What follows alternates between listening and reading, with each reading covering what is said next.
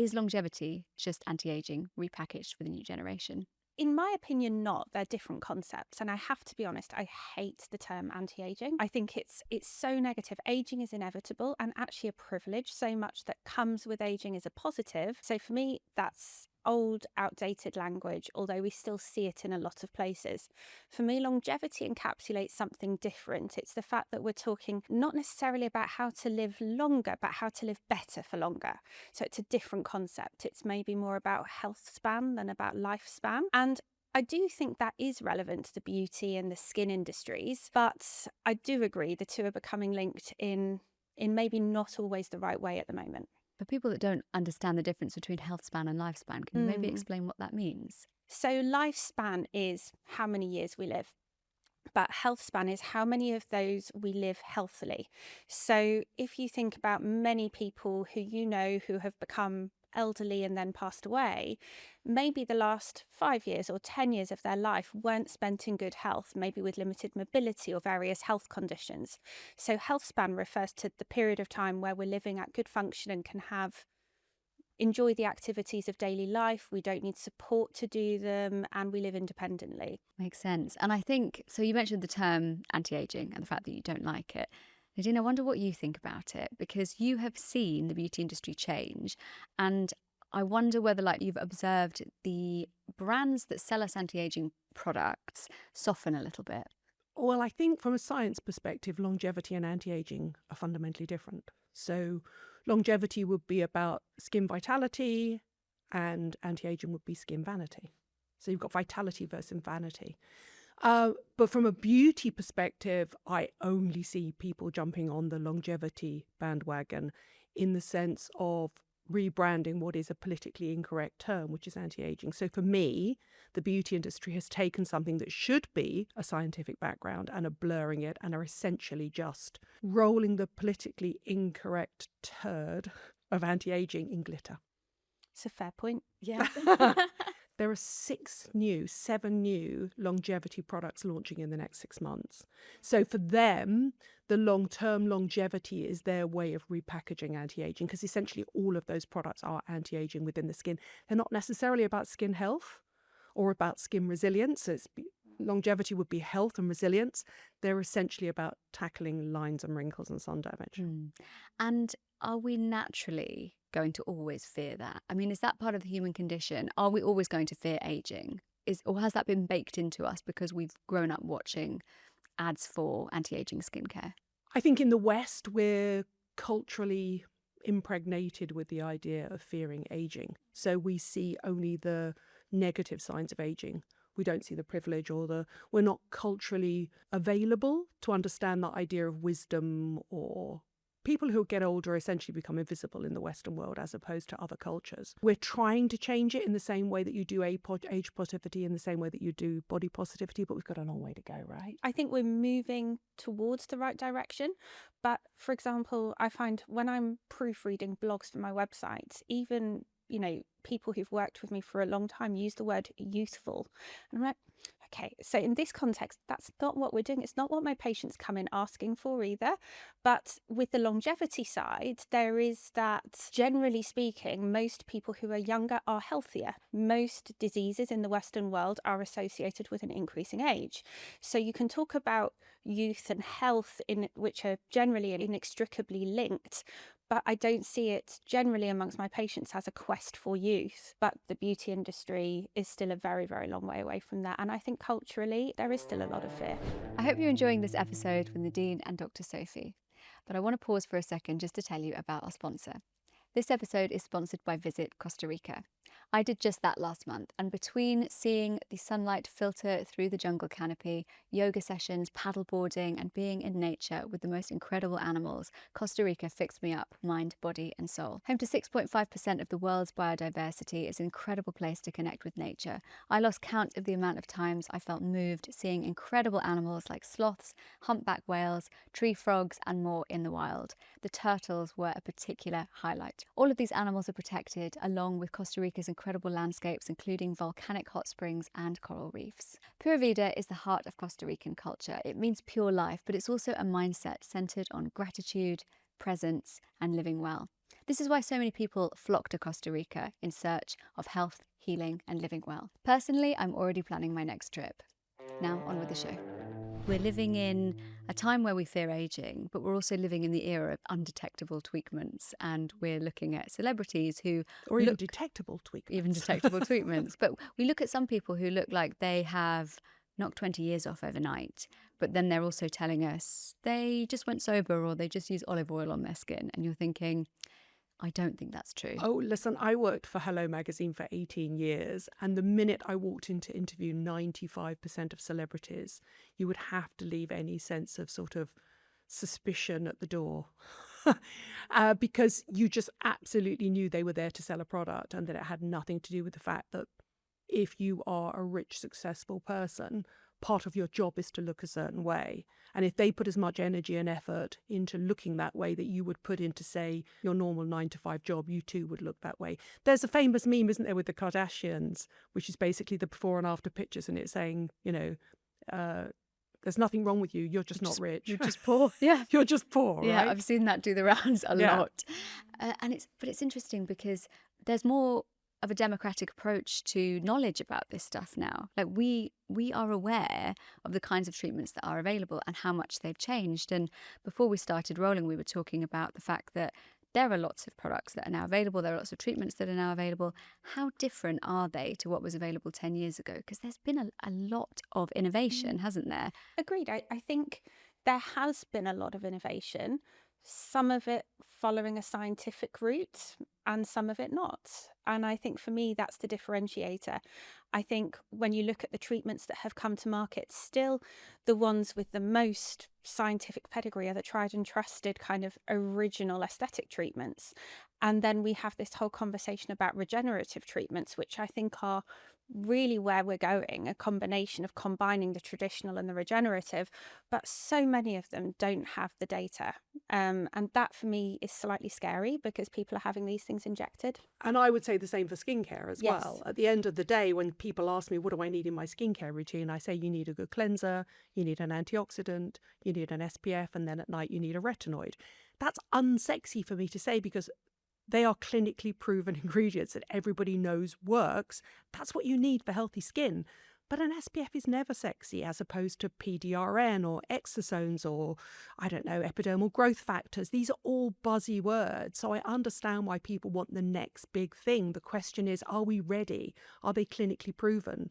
Are there robust trials that prove that these things work? So we're kind of in the same space in that. And I think for skincare, it's slightly less worrying because you could put skincare on and it would just not really do anything. But if you're actually injecting it into your face, then really you need things that are medically proven to be safe first and then to be efficacious. Well, that's a worry, isn't it? Because the more we get excited about the buzzy new treatment, we know that celebrities have easy access to these kinds of things. Well, they also get it for free. And, you know, are people then still, despite new regulations in this country, going to someone in their kitchen for a new treatment that they don't quite understand? Is that a worry? I think a huge worry, huge. There's still an awful lot of work that needs to be done in that regard.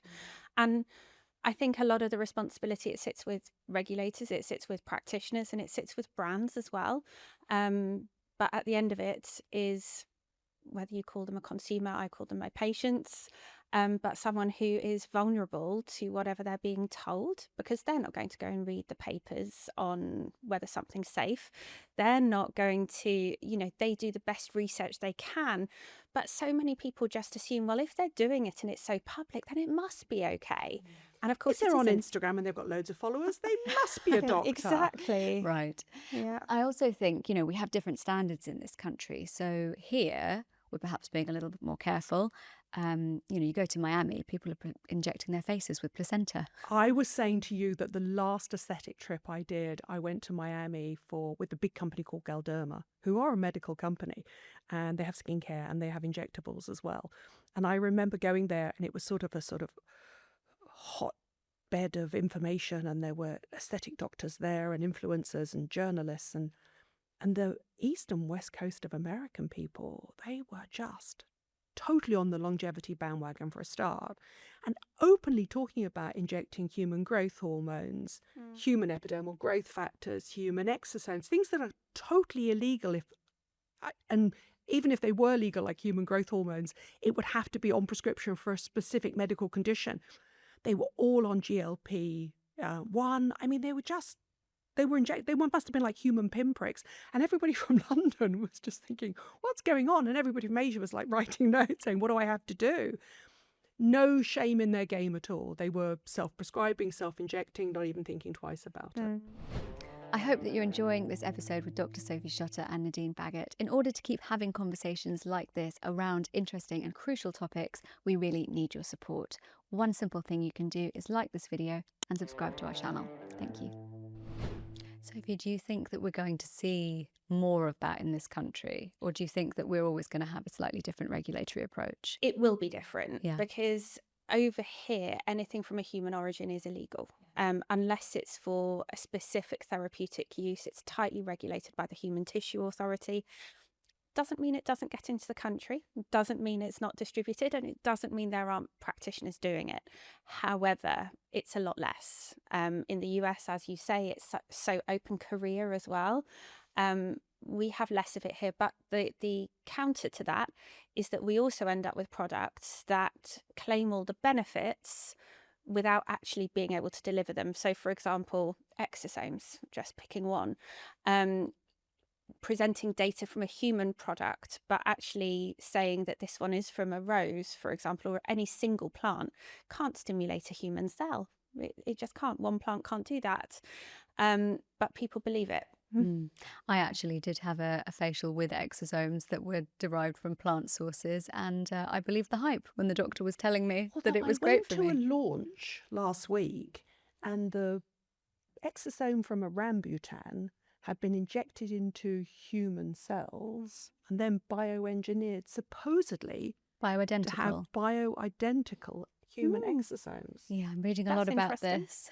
I was worried because it was then put into a skincare cream with essential oils, which I wouldn't use on my face. So No, and again, the penetration of exosomes in skincare, plant-derived ones, interestingly, many of them can actually penetrate better if applied topically, whereas ones from human origins and so on usually need to be microneedled or so into the skin. So there are some great plant products on the UK market, but there are also many that are a little disingenuous. Yeah, so interesting.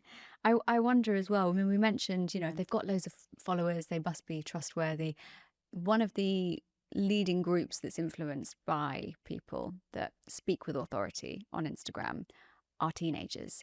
And I wonder what you think about teenagers with skincare protocols and biohacking protocols. Do we need to protect them? Is this far too young to be thinking about longevity? So 18 and above, 16 and above, they should be too busy burning the candle at both ends and worrying about longevity when they're a little bit older. I think it becomes obsessive and unhealthy and cult-like at a time when, if you ask any woman my age, Sophie's age or my age, you say, what's the one thing you could say to yourself when you're younger? You're like, you are so beautiful and so young and so perfect, and you have no idea just the power that's in that. And then you worry about that when you get older, and then there are advantages to getting older. You become wiser and you care less what people think and whatever, there are advantages to each age. But the fact that somebody young is obsessed about worrying about getting older is that's really depressing. And I also think, so the whole concept, none of us know what's going to happen tomorrow. I could walk out of here and be hit by a bus, right? So if I have spent the 20 plus years of my adult life to date worrying about how healthy I'm going to be purely in my 70s, 80s, 90s, and had no joy, which we were talking about beforehand, in my life to date, that would be pretty miserable. So I think it will be really interesting seeing how the generation that are teenagers and early 20s now age, how they are when they get to our sort of age. But so much of that should be simple knowledge. The fact that we know more about smoking even than we did when I was a child, sun exposure, sleep, the importance of sleep.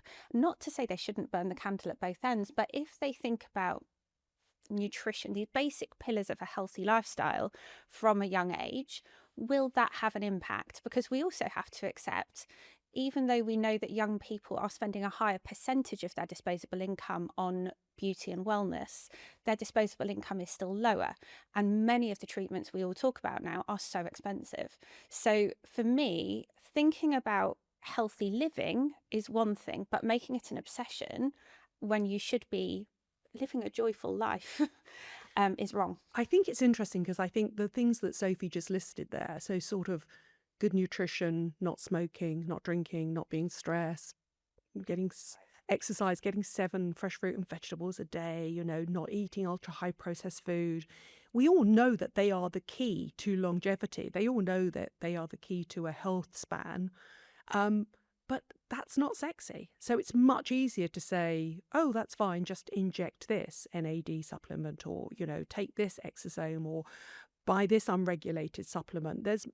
We were chatting about it before we started recording, you know, we forget that, you know, everybody seems to be anti-science, anti-expert, anti-doctor, anti-big pharma, and then the wellness industry is 3 times the size and it's completely unregulated. And I just think that's very clickbaity, it's headline grabbing, and it's so much easier for people to come along and make billions out of it that's unregulated, when we just absolutely know that just as you cleanse antioxidant, maybe a peptide, maybe an SPF, and then an SPF, and then in the evening a retinoid, that's not sexy. Just like eat 7 fresh fruit and vegetables a day, don't eat ultra high processed food, get off your bum, start walking, don't smoke, don't drink too much. That's not sexy either. But we know they work.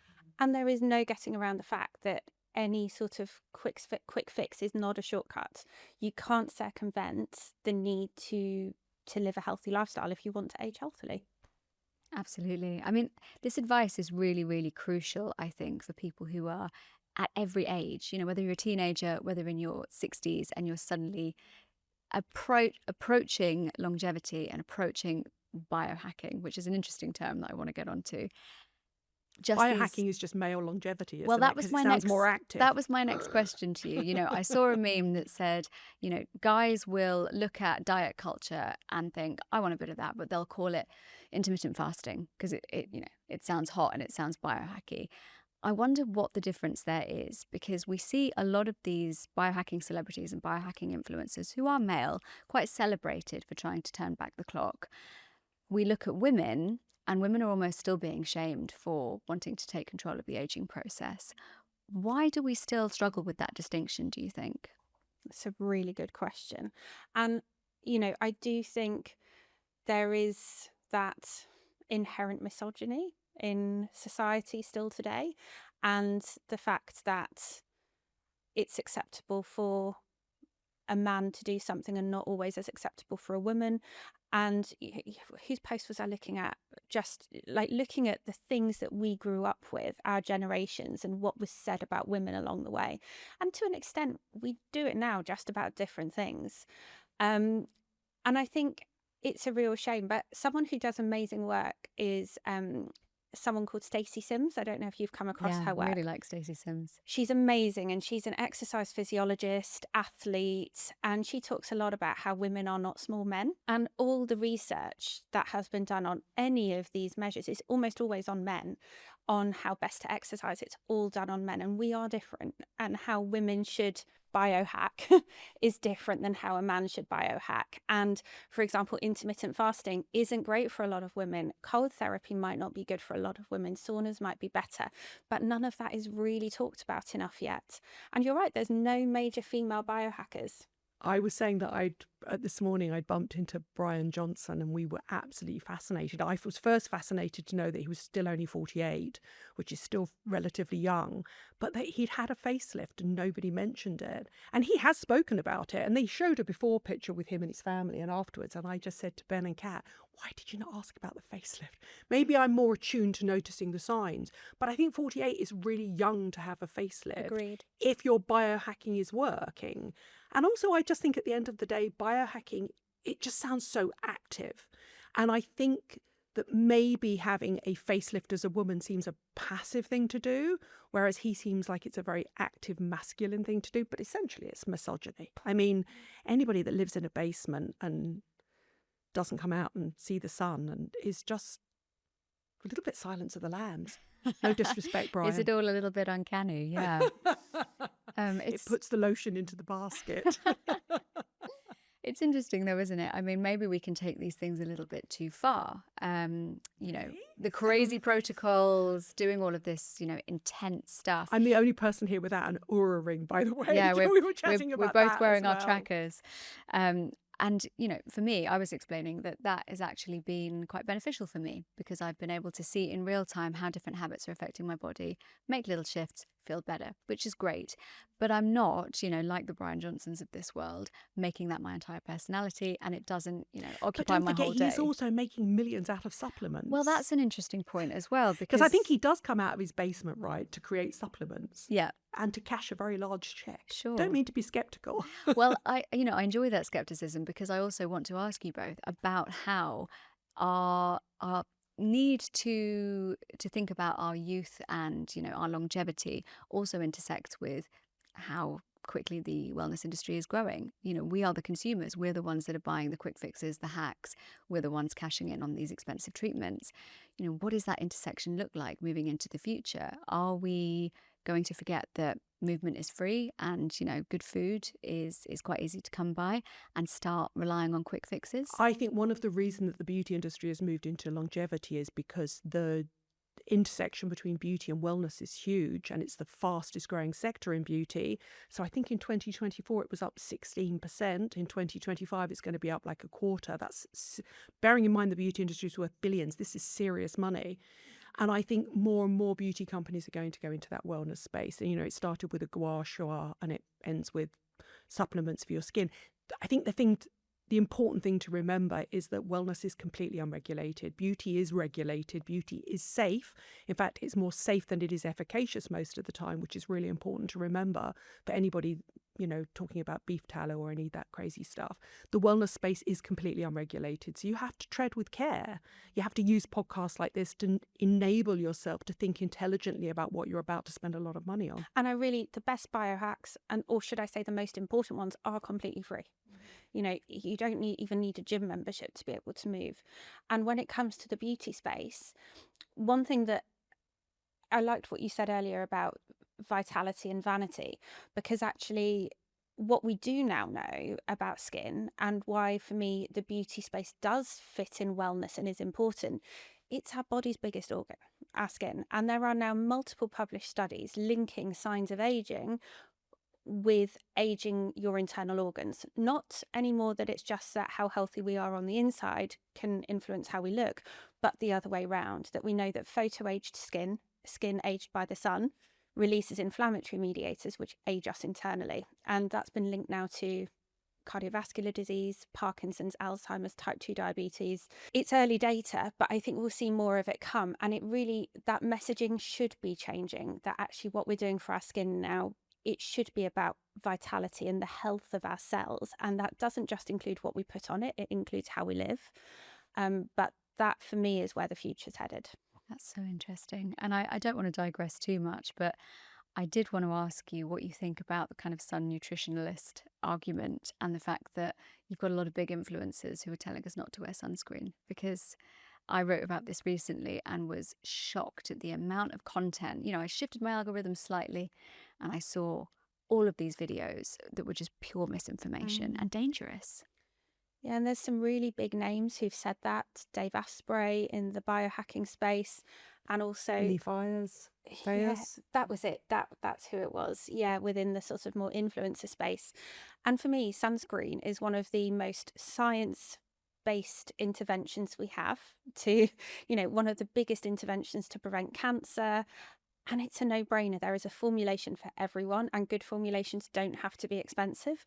And I don't understand. If you want to do that and not talk to anyone else about it, that's your business. But keep your opinions to yourself. Exactly. On this, I do think so. If you have an audience, you have a responsibility to think about what you're saying and the impact that could have on other people's health. Absolutely. I think it's really interesting. I think there's something came up on my feed the other day about that there's not going to be a backlash against using sun protection because sun protection is important and it's clinically proven. But there's a nuance in the argument about how you use sun protection factors, which I find really interesting. As somebody that grew up in a generation that didn't use them and regrets not using them and has the sun damage and spend half my time in clinics like Sophie's trying to get it all zapped off, trust me, you don't want to do it. But I think there's been no nuance in the argument about how to use it in terms of skin type and in terms of where you live. So there is a nuance to the argument in, are you using sun protection factor to stop the clock and stop aging, or are you using it to prevent skin cancer? So I think it's really interesting, and I do think there's a space opening up for that nuance. But I think the problem is that within the industry, we just need things to be black and white, and the absolute black and white message will be, just use it every day.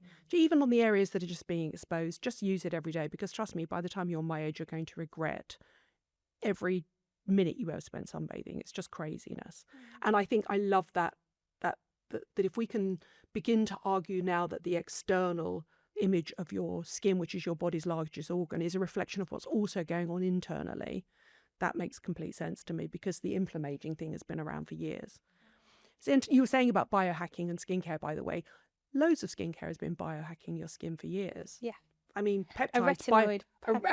A peptide basically biohacks your skin to repair Yeah. itself when it's not damaged. A retinoid does exactly the same thing. You could even say technically that an SPF is biohacking your skin because essentially it's protecting your telomeres, which sit over the top of your DNA. Hacking your biology. Yeah, I agree with you. I think, seeing SPF as the ultimate biohack is a great one. It's the sexiest way to sell it. Yeah, absolutely.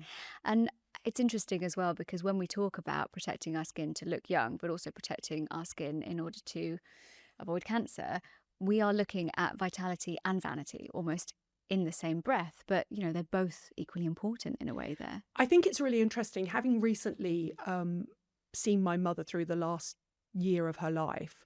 I think it's really interesting to see skin vitality failing, and this is where I think longevity and cell senescence and zombie cells, these are the ways that the longevity movement within science are working to make skin come out of its zombie cell phase, which is where they're dying, and reactivate them so they're active again. But I think for me, the application in terms of science will be for things like acne, psoriasis, rosacea, dermatitis, and ultimately about skin vitality in older people, because when their skin fails, when they're in their last years of their life, and you will have seen, you've gone to an old person's home and you've seen bruises on their legs and ulcers and sores, that can actually kill old people earlier than it should. So that's the sort of skin vitality we should be talking about. We should be aiming it there at diseased and older skin rather than at teenagers worrying about getting older. Yeah, I think exactly. At preventing, but at a timely point, because when you're in your teens, you don't need to start preventing yet.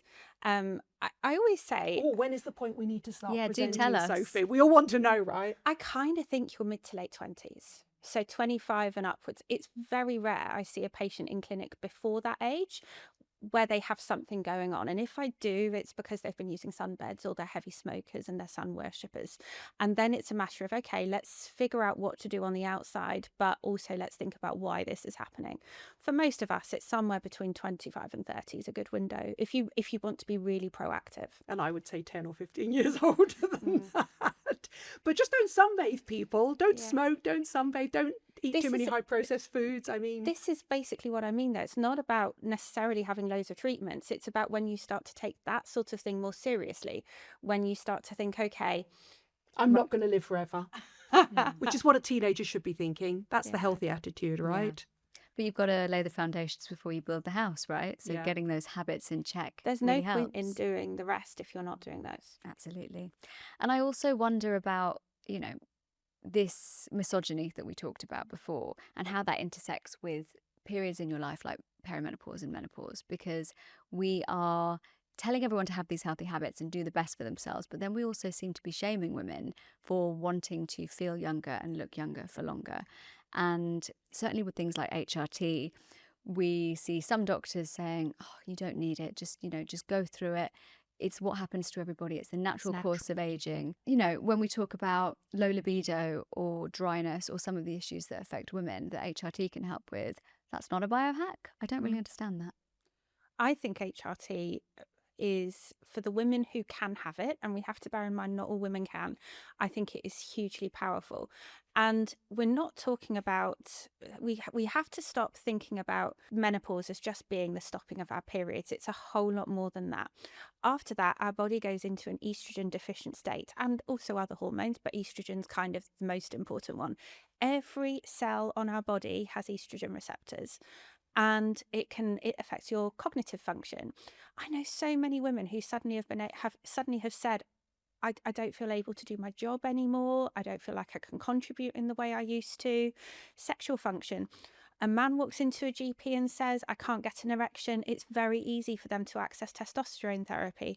For a woman, it's deemed a specialist service and it's quite hard to get access to.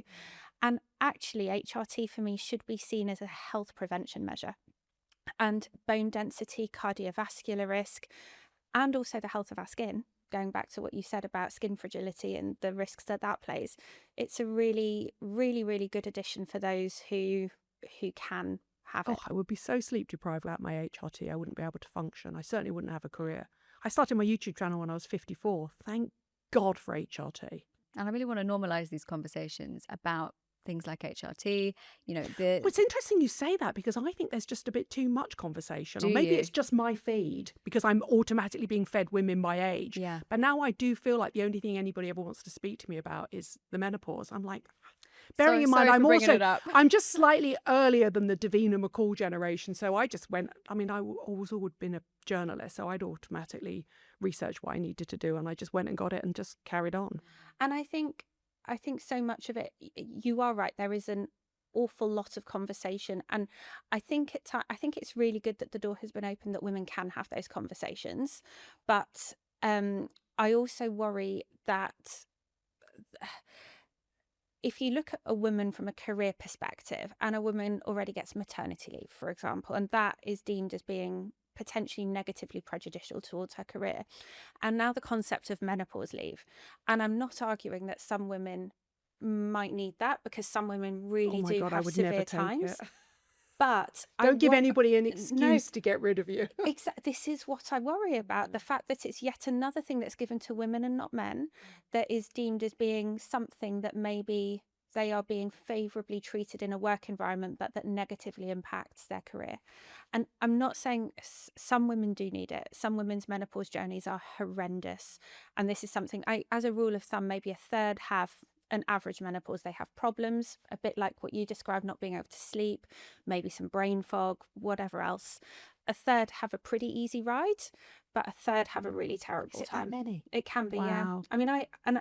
I have one of my dearest friends started having perimenopausal symptoms at 37, and it took her about 3 years before she was taken seriously. And we're talking really serious psychological, psychiatric side effects. It can be debilitating, right? And it's, it's such a vulnerable time as well. And that is also why I wonder about this phenomenon that I'm writing about a lot at the moment, which is wellness washing, and the idea that we are being sold a pill for this, a supplement for that, and an IV infusion for this. And actually, if you are experiencing menopause, it might be that you can't biohack your way out of it with a tablet that's supposed to contain ashwagandha and tart cherry. Absolutely. No, we all tried soy isoflavins back in the day. We all blame the duvet, the boyfriend, the boiler, and then suddenly one day you're like, I think it might have been lack of estrogen doing this. Took HRT, disappeared, symptoms disappeared within a week. I mean, that's that quick. But, that's a prescription. Do you think that brands are writing checks that they can't cash in creating supplements and promising fixes? Absolutely, 100%. If you look at the supplement industry in particular is one of the least regulated, and the number of supplements that have proper peer-reviewed publications on their supplement, on the complete formulation, is really rare. You might find some that have really good evidence-based ingredients, but no studies have been done on the combination of. So rare to find, but people are very happy to pop the pills. And we also have to accept, just because they're natural ingredients, they can still have effects that could be detrimental to you. So I just think we have to move away from marketing and more towards science. I agree completely. I mean, I created a video recently where obviously the EU are about to, at the end of this year, about to ban sales of retinol over 0.3% in face care products. And the argument is that there's a risk of vitamin A retinoid toxicity. but we're not going to regulate the supplement industry that you literally ingest. So you can take a hair supplement, a nail supplement, an A to Z supplement, a skin supplement. That's a really easy risk of getting vitamin A toxicity. What you put on your skin is not going to end up in your bloodstream and is not going to cause toxicity. Back off of my retinoids. The reported cases where there have been them have been with prescription retinoids. Yeah. And they're a small handful, and usually when they're being used on larger body areas in the face alone. I mean, I think the problem is that the supplement industry is so huge now, and the wellness industry is so huge that it's almost like the cat is out of the bag. How do you get it back in and then decide you're going to neuter it and chip it, which is what needed to be done? So for red light, something like that, what would you suggest, Dr. Sophie? In clinic? So for me, in-clinic devices are always going to be the ones that deliver best results, proven wavelengths, but it's also about the power of the light that's actually reaching your skin. So it's the number of bulbs. So Dermalux for me is an amazing brand. There is something called a Dermalux Flex, which if you are prepared to invest, you can get it for home use. I've had a look at that. Yeah, it's less than a Lima laser, but it has science behind it. And to be completely honest with you, the home use masks, even though there are some that are now better than what originally launched, I mean, Current Body's new one has pretty much doubled anything else I've seen on the market in terms of power. But they're still not going to compare to an in-clinic device. And do you have the time every day? I always say I can't comply. No. It's like RoboCop. Don't make me do that for 10 minutes every single day. If I've got a clinic appointment, I will be there. It's a commitment in my diary, and it Yeah. doesn't have to be every day. It's, even once a week's great. My argument would be, if you're going to buy it, don't make it the modern equivalent of a foot spa, which is what I had when you were growing up. Everybody wanted one, and then you used it once and it gathered dust in the corner. So if you're going to invest, use it every single day for 10 minutes, and you're going to see some sort of glow stroke. But it's not going to reverse lines, ages, sun damage, any of that sort of stuff. It's just know its limitations. Yeah. And I think there's a financial barrier here too. I mean, you mentioned that, Dr. Sophie, the idea that some of these devices can be very expensive, and a lot of treatments in clinic can be very expensive. It's like I was saying about longevity. What worries me about longevity is I do think that it has a very esteemed scientific goal. But what worries me is when it's filtered down, it just becomes available to the very rich and privileged.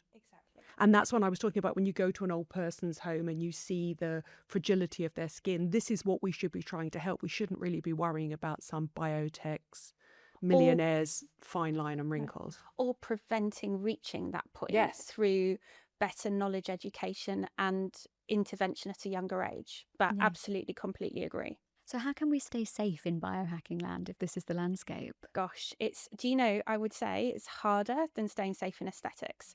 With aesthetics, I can tell you where to go to find reputable practitioners. The aesthetics industry is becoming more and more regulated. We're trying. And that ultimately, they are medical trained individuals, first do no harm. So there's a sort of slightly left field side of it, but you've still got, I was going to say you wouldn't train as a doctor specifically to make money. It's a long, hard journey. Yes. You have to be super smart. It's rigorous. And your motivation tends to be helping people. Well, for your generation, maybe.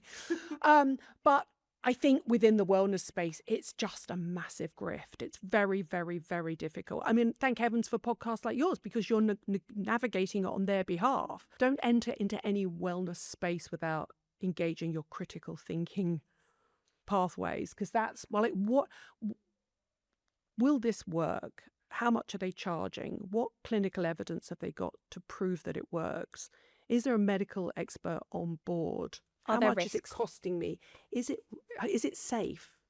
Are there risks? You simply can't jump in and just say, oh, this is fine. It's because somebody said with millions of followers that it works. I mean, when we talk about the basics though, looking for a good clinical nutritionist, I would say a state-registered dietitian. Yeah. Well, yeah. Someone with really high-level training. There aren't actually that many dietitians, are there? No, I know. Just there's lots of them like dermatologists. Yeah. And then, going down that route, or a functional medicine doctor. Isn't all medicine functional? It should be, but this is where Peter Attia opened, I think, a really great conversation when you look at what he called medicine 1.0, which is what they practiced in ancient times, where we didn't really understand anything beyond what they called the humours of the body. Medicine 2.0, which is what I trained in, everyone at medical school trains in, which is about the treating of disease when it's already happened.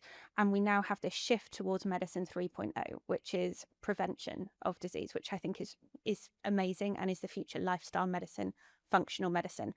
But not everyone's trained in it. And certainly within the NHS, it's not taught as part of your curriculum. So if you are lucky enough to have a GP who will give you this sort of good lifestyle advice, then it's because they've done their own further education on it. So there are functional medicine qualifications. It's still poo-pooed by many, but for me, that's something you can look at. Seems like a no-brainer, doesn't it? Looking at the body as a whole, thinking about what's caused this, root cause, why are we in this situation, rather than just patching someone up and sending them on their way. Preventative medicine and lifestyle changes can go a really long way. I agree, but what worries me is that is the whole principle behind longevity, is that it's incredibly elitist. It shouldn't be. It should be free and the knowledge should be available to everybody, but it becomes incredibly elitist and a sign of real privilege. Completely. And even if you look at everyone says test, test, test, even home use tests, if you want to cover the battery of things I would advise you test before looking at supplementing, is going to be expensive, let alone doing it 3 monthly. And this is why I say the best biohacks are free. There are basic things that pretty much everyone can and should supplement. And maybe the one that I think everyone in the UK should supplement is vitamin D, and that would benefit from a test. But many of the others, like magnesium, which again is a big one that pretty much everyone can take. These things, ideally a blood test would be had, but they're not. Most of them, or many of them are, should we say, water soluble. So it's maybe a little bit less dangerous if you're doing things blindly. But the best things are the free ones. Focus on your sleep, focus on minimizing stress, focus on movement, focus on nature. And then the rest, as you say, is very often the preserve of the elite. Those are really interesting practical tips. And I wonder whether you both have any more, because I'd love to Do we feel like we've been a downer on longevity? No, I'm so sorry. I think this is really useful, because obviously anyone listening is thinking, okay, now I need to think critically. What do I need to think about in terms of my own habits? In terms of skincare, it's literally back to basics. You need a really good rinse-off cream cleanser. I team mine with a cloth. Some derms don't like that. I don't have particularly sensitive skin. I do like an antioxidant every day, and I do like a vitamin C antioxidant. Trust me, the license on the infamous C. ferulic from SkinCeuticals has had all the clinical trials that everybody quotes. In terms of boosting protection from sunlight and boosting collagen production, the license is up. There are dupes everywhere, left, right and centre. You can do that. Sun protection factors don't need to cost a fortune. A really well-formulated sun protection factor will have all of your moisturising hyaluronic acid, humectants in it anyway. You can put a peptide under that to biohack your skin. At night, a retinoid. That's it. Everything else is lovely and it's fun and it might be pleasant to use, but they're the skincare equivalents of get up, keep moving, eat 7 fresh fruit and vegetables a day, don't eat high processed food, don't be stressed. It's that basic advice that we all give. And I think the other thing I would throw in is don't make doing all of these things stressful in its own right. And don't feel like actually if you woke up and your tracking device, if you do have one, has said to you you've had a bad night's sleep, don't feel guilty. That's life. It happens sometimes. It can be because you might have had a lovely night out, as we were talking about, with your boyfriend, and had a glass of wine last night, and you had so much joy that the joy counteracts the fact that you had slightly compromised sleep. Might be you've just been on a long haul flight. All of these things, you can't spend your life stressing about the fact that you're not perfect, because perfect doesn't exist. It has to be, we have to enjoy living our life, and doing these things and doing them well shouldn't become a chore. It should be that you have balance. And stress ages you too, right? Exactly. And stress is going to be one of the things that you should be avoiding. Yeah. And I also think as well, in terms of skincare, decent skincare needn't cost you a lot of money. And if you have to put it on a credit card and you can't pay it off at the end of the month, don't do it. It's not worth the stress in the long term. I think there's been a revolution in skincare in the last 10 years. And I think high street skincare has never been, in terms of those absolute basics I've just mentioned, never been more effective and more affordable. And it is really all you need. The rest is fluff around the edges. Yeah, so just like the longevity serums, it's the icing on the cake, but it's not your cake. It's good to know. And speaking of tips, I always end the podcast by asking my guests for their one wellness non-negotiable. So something that you cannot live without in your day-to-day life. Let's start with you, Dr. Sophie. What would your one wellness non-negotiable be? It is a good night's sleep. As simple as that. That is my one biggest one. And of course there are nights I don't have it, but it's also the one I feel the impact of the most if I haven't stuck to it. And I would agree completely. And as a result of that, I would say for me, my HRT, if I could choose between a designer handbag or a holiday and my HRT, it would be HRT. And I will be taking it to my deathbed, trust me. So yeah, I don't know if that's technically a lifestyle hack, but yeah, that would be my one non-negotiable. It's wellness. It's a non-negotiable. I think it's great. Thank you both so much for your advice. I've learned so much in this episode and you've handled it with such expertise and grace. So I'm so grateful to you both for coming on to Well Enough. Thanks for having us. If you enjoyed this episode with Dr. Sophie Shotter and Nadine Baggott, I know you'll love this episode with Dr. Megan Rossi and Gemma Ogston, all about how good health and beauty start in the gut.